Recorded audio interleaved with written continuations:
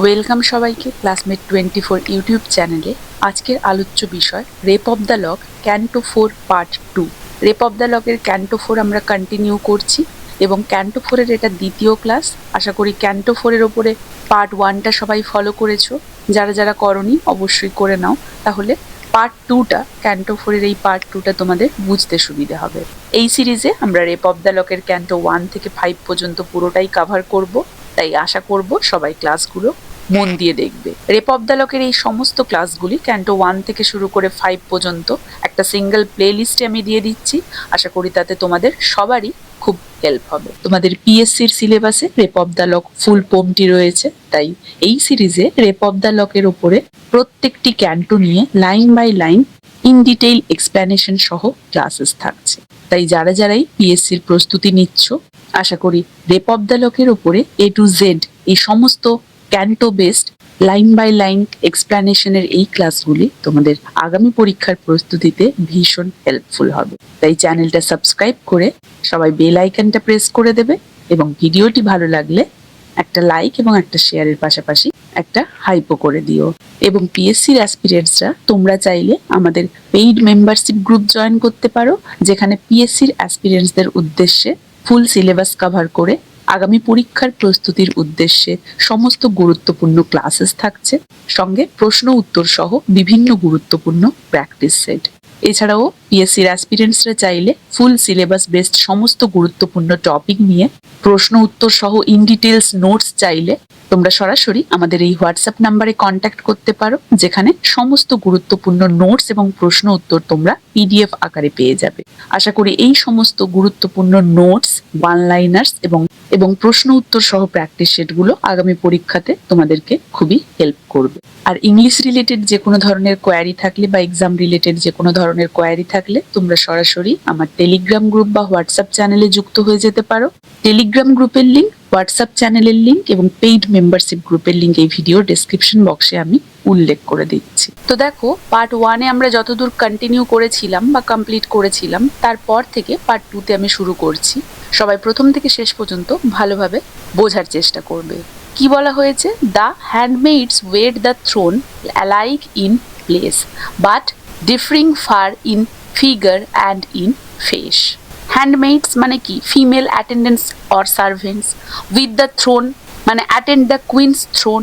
Alike in place মানে equal in rank or position. আর differing মানে হচ্ছে ডিফারিং, DIFFERING, ইটা অমিট করে দেওয়া রয়েছে এখানে। দেখো, একটা ইনভার্টেড কমা বা একটা অ্যাপোস্ট্রফি এর মতো দেওয়া রয়েছে। আর ফিগার বলতে ফিজিক্যাল শেপের কথা বলা হচ্ছে। ফেস মানে অ্যাপিয়ারেন্স বা এক্সপ্রেশন। তাহলে এই অংশে আমরা কি দেখতে পাবো না, মানসিক অবসাদের প্রতীক সেই স্প্লিন দেবীর দরবারে থাকা দুই সেই উপসেবিকা, যারা স্প্লিন দেবীর দরবারে দাঁড়িয়ে রয়েছে বা রয়েছে, সেই উপসেবিকাদের কথা বলা হবে। এখানে ইল নেচার বদমেজাজ একজনের নাম, আর একজনের নাম অ্যাফেকশন মানে মেকি আচরণ বা ভান। তাহলে ইল নেচারকে একজন বৃদ্ধা কুমারী হিসেবে এখানে দেখানো হবে, যার জীবন প্রায় পূর্ণ, কিন্তু তার মনে অন্যের প্রতি বিদ্বেষ আছে, ল্যাম্পুন ভরা থাকবে। অন্যদিকে অ্যাফেকশনকে একজন অসুস্থ তরুণী হিসেবে চিত্রিত করা হয়েছে। আমরা দেখতে পাবো যে একজন 18 বছর বয়সের তরুণীর মতো আচরণ করছে, কিন্তু তার অসুস্থ মুখাবয়ব বা ভাবভঙ্গি তার সেই ভানটা প্রকাশ করে দিচ্ছে। সে অহংকারের সাথে শুয়ে থাকছে এবং অসুস্থতার ভান করে সুন্দর পোশাক পরে থাকছে সে। এবং এই যে বর্ণনা, এর মাধ্যমে পোপ তৎকালীন অভিজাত মহিলাদের সেই কৃত্রিমতা, বদমেজাজ এবং সামান্য বিষয় নিয়ে বাড়াবাড়ি রকমের মানসিক অবসাদকে ব্যঙ্গ করেছেন। তাহলে এখানে আমরা দেখতে পাচ্ছি যে স্প্লিনের সিংহাসনের পাশে দুজন দাসী বা উপসেবিকা অপেক্ষা করছে। তারা অবস্থানে একই রকম, কিন্তু তাদের শরীর ও মুখের গড়নে বা চেহারায় অনেক পার্থক্য রয়েছে। এই যে টু হ্যান্ডমেইডস ওয়েট দ্য থ্রোন মানে কি? দুইজন দাসী রানীর সিংহাসনের পাশে দাঁড়িয়ে আছে। থ্রোন সিংহাসন, অ্যালাইক ইন প্লেস পাশে দাঁড়িয়ে রয়েছে। আর অ্যালাইক মানে সমান, ইন প্লেস মানে পদমর্যাদা বা অবস্থানে তারা সমান হলেও, বাট এই যে বাট মানে হলেও, but differing far in figure and shape, তাদের যে শারীরিক অবয়ব এবং অ্যাপিয়ারেন্স মুখাবয়ব, এতে কিন্তু তারা মানে চেহারা আর স্বভাবে একটা একটা ফিজিক্যাল শেপ আর একটা ফেস মানে তাদের মুখাবয়ব মানে তাদের স্বভাবে একেবারেই ভিন্ন। দুজন দাসী স্প্লিনের দেবীর সিংহাসনের দুপাশে দাঁড়িয়ে রয়েছে। যদিও তাদের প্লেস বা পদমর্যাদা বা অবস্থান একই, কিন্তু তাদের চেহারা এবং স্বভাবে তারা ডিফারেন্ট, পৃথক। Here stood ill nature like an ancient maid. তাহলে আগের লাইনে কি দেখলাম? দুইজন দাসী রানীর সিংহাসনে দাঁড়িয়ে আছে। পোপ এখানে বোঝাতে চান যে একই সামাজিক অবস্থানের থেকেও মানুষের চরিত্র ও মানসিকতা সম্পূর্ণ আলাদা হতে পারে। এটা মানুষের স্বভাবের যে ভিন্নতা সেদিকে ইঙ্গিত করছে। ইল নেচার মানে কুটিলতা, বদমেজাজি, দুষ্কৃতি টাইপের। আর অ্যানসিয়েন্ট মেড মানে বৃদ্ধা। অ্যানসিয়েন্ট মানে ওল্ডকে বলা হচ্ছে। বৃদ্ধা, অবিবাহিতা নারী, ব্যঙ্গাত্মক অর্থে ব্যবহৃত হচ্ছে। তাহলে here stood ill nature like an ancient maid. Ill nature bad temper, ancient maid old unmarried women. তাহলে বলা হচ্ছে যে one of the handmaids is ill nature personified as an old maid। তারপরে বলা হচ্ছে her wrinkled form in black and white arrayed। wrinkle মানে moral and emotional decay কে বোঝানো হচ্ছে। wrinkle মানে সেই aged body, আমরা জানি বয়স হয়ে গেলে ভাঁজ পড়ে যায় চামড়ায়, তাই wrinkle বলা হচ্ছে। কিন্তু এখানে মরালি অ্যান্ড ইমোশনালি যে ধ্বংসপ্রাপ্ত সেটা বলা হয়েছে। arrayed মানে হচ্ছে ড্রেসড, পোশাক পরিহিত। ব্ল্যাক অ্যান্ড হোয়াইট মানে ট্র্যাডিশনাল সেভার কালার্স তখনকার দিনে, নান লাইক, একদম সন্ন্যাসিনীর মতো। তাহলে বলা হচ্ছে যে ইল নেচারকে কুঞ্চিত দেহ ও কালো সাদা পোশাকে এখানে দেখানো হয়েছে, তাই তো। লাইক অ্যান অ্যানসিয়েন্ট মেড, বৃদ্ধা অবিবাহিত মহিলা। রিঙ্কেলড ফর্ম, তার শরীর চামড়া কুচকে রয়েছে, কুঞ্চিত। আর ড্রেস ব্ল্যাক অ্যান্ড হোয়াইট, পরিহিত, পোশাক পরিহিত। মানে মানসিক এবং নৈতিক জীর্ণতা দেখানো হয়েছে। সন্ন্যাসিনীর মতো জীবন এই যে ব্ল্যাক অ্যান্ড হোয়াইট এই পোশাকের দ্বারা বোঝানো হয়েছে। With store of prayers for mornings, nights and noons. তাহলে with stores of prayers, store মানে অ্যাবান্ডেন্স, প্রচুর পরিমাণে। প্রেয়ার্স দেখো PRAY apostrophe RS, morning, night and noon মানে এন্টায়ার ডের কথা বলা হচ্ছে। তাহলে তার কাছে সকাল, দুপুর ও রাতের জন্য প্রচুর প্রার্থনা রয়েছে। স্টোর, অ্যাবান্ডেন্স, প্রাচুর্য। Her hand is filled her bosom with lampoons. তাহলে তীব্রভাবে ব্যঙ্গ করা হলো প্রথমে যে বাইরে থেকে সে অত্যন্ত ধার্মিক মনে হলেও ভেতরে সে আদৌ সৎ নয়। পোপ ভণ্ড ধার্মিকতাকে এখানে আক্রমণ করেছে। আর হার হ্যান্ড ইজ ফিল্ড, হার বজম, বজম মানে হৃদয় বা অন্তর। আর লাম্পুন মানে হচ্ছে ব্যঙ্গাত্মক, কুৎসা, বিদ্রুপমূলক লেখাকে লাম্পুন বলা হয়। তাহলে তার হাত ভর্তি প্রার্থনায়, কিন্তু তার হৃদয় ভর্তি কিসে না কুৎসিত, কুৎসা বা পর নিন্দায় তার হৃদয়টা ভর্তি। হাত মানে বাহ্যিক আচরণ আর হৃদয় মানে অন্তর্গত সত্য। তাহলে পোপ এখানে দেখাতে চাইছেন সমাজে এমন অনেক মানুষই আছে যারা বাইরে থেকে ধার্মিক এবং ভদ্র, কিন্তু ভেতর থেকে কুৎসায় ভরা, ঈর্ষা পরায়ণ, তাই না? মানে সেই মানসিক রূপক এখানে দেখানো হচ্ছে। ইল নেচার মানুষের কুটিলতা, ঈর্ষা এবং ভণ্ডামির প্রতীক। পোপ 18th সেঞ্চুরিতে অভিজাত সমাজকে সেখানে ব্যঙ্গ করেছেন, যেখানে কুৎসাই সেখানে বিনোদন হতো। ধর্ম মানে শুধুমাত্র বাহ্যিক সাজসজ্জা হতো, মানে পুরোপুরি সেই মক এপিক কৌশল, তুচ্ছ সেই মানবিক দুর্বলতাকে মহাকাব্যিক একটা গাম্ভীর্যে তিনি উপস্থাপন করেছেন। মানুষের প্রকৃত চরিত্র প্রকাশ পাচ্ছে তার অন্তরের দ্বারা, বাহ্যিক আচরণের নয়। পার্সোনিফিকেশন, আইরনি, স্যাটায়ার, কন্ট্রাস্ট তিনি ইউজ করেছেন ভণ্ডামি, কুটিলতা, সামাজিক ভান দেখাতে। এবং এটা দেখতে পাচ্ছি আমরা কোথায় হচ্ছে? কুইন অফ স্প্লিনের দরবারে, তাই না? ব্যঙ্গাত্মক এবং সমালোচক একটা টোন তিনি এখানে ইউজ করেছেন। তাই বলা হচ্ছে তার হাতে সকাল, সন্ধ্যা ও দুপুরের প্রার্থনার বই ভর্তি, কিন্তু তার মনে বা বুকে অন্যের নাম লেখা, কুৎসা বা বিদ্বেষপূর্ণ লেখা, লাম্পুনে ভরা তার মন, সেটাই বলা হচ্ছে। There affection with a sickly mien shows in her cheek the rose of 18। দেখো এখানে আবার কি বলা হয়েছে? অ্যাফেকশন, আসক্তি, আর্টিফিশিয়াল বিহেভিয়ার। সিকলি মেইন মানে an unhealthy or pale facial expression. আর রোজেস অফ 18 মানে the rosy glow of youth বোঝানো হয়েছে, সেই 18 বছরের গোলাপি যৌবন বা যৌবনের সৌন্দর্য। তাহলে এখানে অ্যাফেকশন নামের চরিত্রটিকে, দুটো চরিত্র ছিল, ইল নেচার অ্যান্ড অ্যাফেকশন, দুজনই দাসী। তাহলে এখানে অ্যাফেকশনকে ডেসক্রাইব করা হচ্ছে। এর আগে আমরা ইল নেচারকে ডেসক্রাইব করা হয়েছিল এই প্যারাতে দেখেছিলাম। তাহলে এখানে অ্যাফেকশন নামের চরিত্রটিকে অসুস্থ মুখভঙ্গির সঙ্গে দেখানো হয়েছে, কিন্তু তার গালে 18 বছরের যুবতীর মতো গোলাপি আভা রয়েছে। মানে পোপ দেখাতে চাইছেন যে এই অসুস্থতা আসল নয়, বরং সাজানো অসুস্থতা। অ্যাফেকশন বাইরে দুর্বলতা দেখালেও ভেতরে সে যৌবনের সৌন্দর্যে পূর্ণ, নারীদের কৃত্রিম ভানের প্রতীক। মানে সে সুন্দর, সে সুস্থই আছে, বাইরে থেকে সে ভান করছে সে অসুস্থ ভীষণ, সেই টাইপের নারীদেরকে এখানে তিনি চিত্রিত করেছেন। বলা হচ্ছে practise to lisp and hang the head aside. Practised অনুশীলিত, মানে deliberately trained or rehearsed. Lisp, lisp মানে কৃত্রিম জড়তা বা কৃত্রিম জড়তা বা জড়ো জড়ো কথা বলা, to speak with an affected childish tone. আর হ্যাং দ্য হেড অ্যাসাইড মানে মাথা একদিকে হেলানো বা লাজুক ভান। সে ইচ্ছাকৃতভাবে জড়তা করে কথা বলছে এবং মাথা একদিকে হেলিয়ে লাজুক ভাব দেখাচ্ছে। মানে সে তোতলাতে এবং এবং মাথা একদিকে হেলিয়ে কথা বলার ভান করছে, অহংকারের সাথে মূর্ছা যাওয়ার বা দুর্বল হওয়ার অভিনয় করছে। সে তোতলামির ভান করছে, মাথা একদিকে হেলিয়ে রাখছে, সে যেন মাথা ঘুরিয়ে পড়ে যাচ্ছে, দুর্বল হওয়ার অভিনয় করছে সে পুরোপুরি, সেটাই এখানে বলা হচ্ছে। ফেইন্টস ইনটু এয়ার, এই যে বাতাসে যেন সে মূর্ছা যাবে। অ্যান্ড ল্যাঙ্গুইসেস উইথ প্রাইড, এবং অহংকারে ল্যাঙ্গুইসেস অ্যাক্টস উইক অর লিস্টলেস, মানে দুর্বলতা দেখানো। তাহলে সে বাতাসে মূর্ছা যাওয়ার ভান করছে এবং অহংকারে সে যেন দুর্বল, নানা ভঙ্গিতে মূর্ছা যাওয়ার অভিনয় করছে সে, গর্বের সঙ্গে দুর্বলতার ভান করে।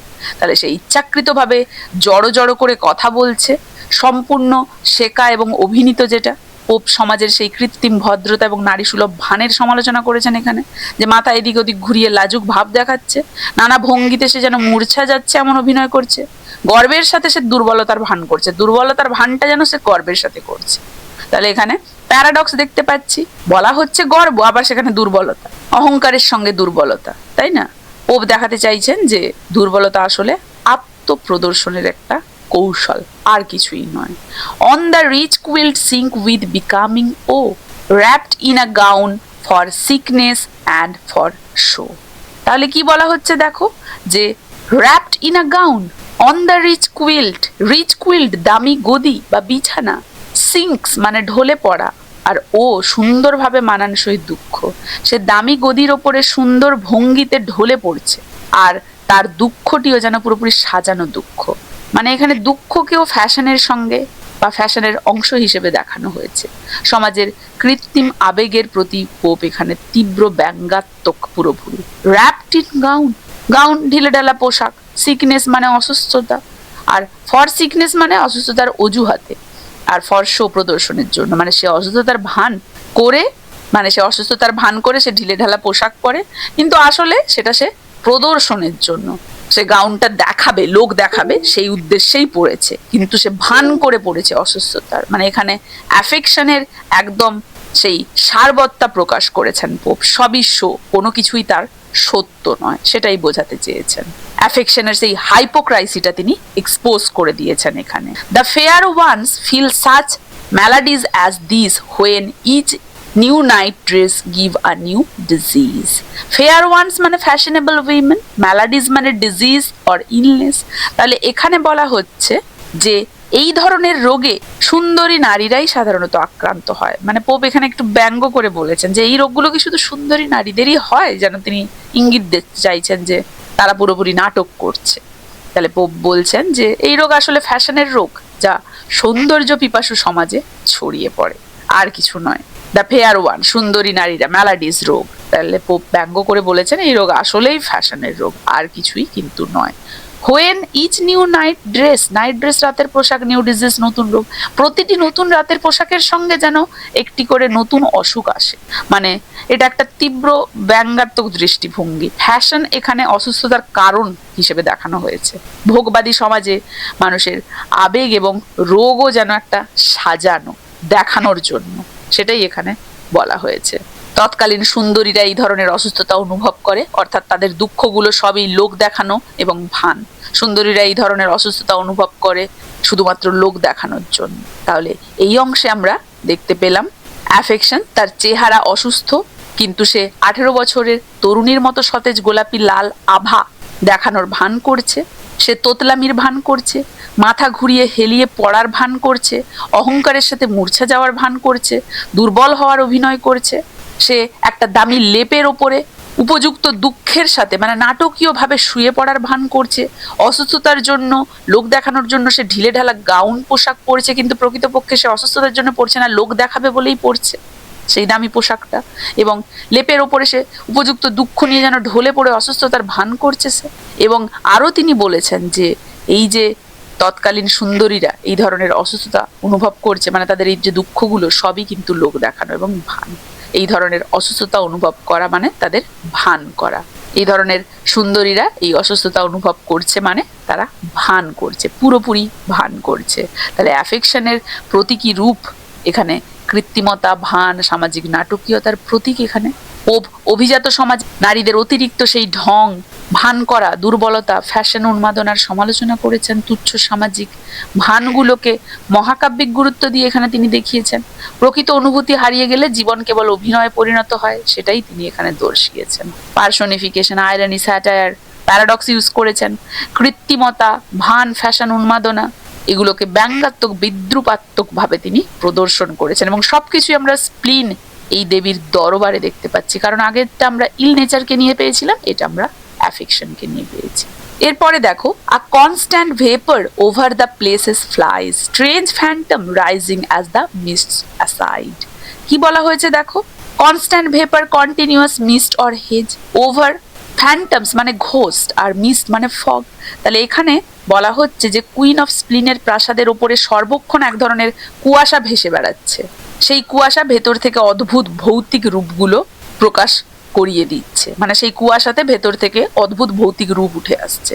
কুয়াশা মানুষের মানসিক বিভ্রান্তি, বিষণ্ণতা এবং স্নায়বিক অস্থিরতার প্রতীক। পোপ বোঝাতে চাইছেন এই যে প্রাসাদের পরিবেশ মানসিকভাবেই অসুস্থ। dreadful as hermit's dream in haunted sheds or bright as visions of expiring maids। তাহলে dreadful মানে ভীতিকর, হারমিট সন্ন্যাসী, অ্যান্ড হন্টেড সেটস ভৌতিক অরণ্য।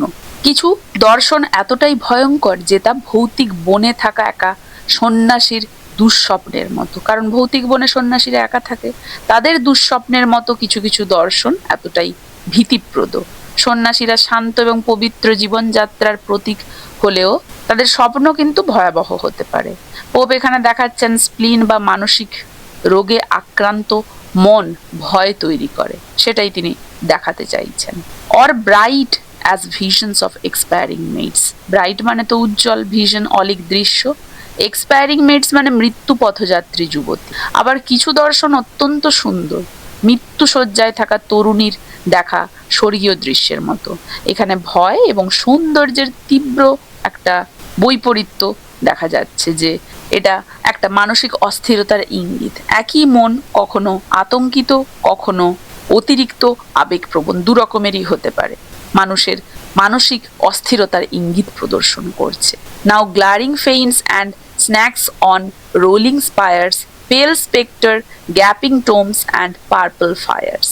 কি বলা হচ্ছে দেখো, এখানে বলা হচ্ছে যে গ্লেয়ারিং ফাইন্স মানে frightening demons with staring eyes, আর স্নেক মানে সাপ আমরা জানি, আর রোলিং স্পায়ার্স মানে পাক খাওয়া কুণ্ডলী। তাহলে এই মুহূর্তে বা এক মুহূর্তে ভীতিকর দানব ও সেই কুণ্ডলী পাকানো সাপের মতো দৃশ্য দেখা যাচ্ছে, মানে ভয়, অপরাধ বোধ, নৈতিক অবক্ষয়ের প্রতীক। অসুস্থ কল্পনা ভয়ঙ্কর কোনো চিত্র সৃষ্টি করছে। পেল স্পেক্টার ফ্যাকাশে প্রেতাত্মা, গ্যাপিং টোমস খোলা কবর, আর পার্পল ফায়ার্স মানে অস্বাভাবিক রঙের আগুন। ফ্যাকাশে ভূত, খোলা কবর আর অদ্ভুত বেগুনি আগুন দেখা যাচ্ছে, মানে এই যে চিত্রগুলো মৃত্যু, ভয়, মানসিক রোগের বিকৃত কল্পনার প্রতিফলন। Now lakes of liquid gold, Elysian scents and crystal domes and angels in machines। Liquid gold প্রবাহিত সোনা, এলিশিয়ান সিনস মানে এলিশিয়ামের দৃশ্য, গ্রিক স্বর্গ। এলিশিয়ান বা ইলিশিয়ান ফিলস হলো গ্রিক পৌরাণিক কাহিনী অনুসারে স্বর্গ বা পরম সুখের স্থান। বীরদের, ধার্মিকদের এবং যারা পূর্ণ জীবনযাপন করেছেন তাদের আত্মার জন্য একটা চূড়ান্ত বিশ্রামের জায়গা। আমরা যেমন স্বর্গ বলি সেটা। হোমারের মতো আদি কবিরা ইলিসিয়ামকে পৃথিবীর প্রান্তে ওশানাস নদীর তীরে পরম সুখের স্থান হিসেবে বর্ণনা করেছেন।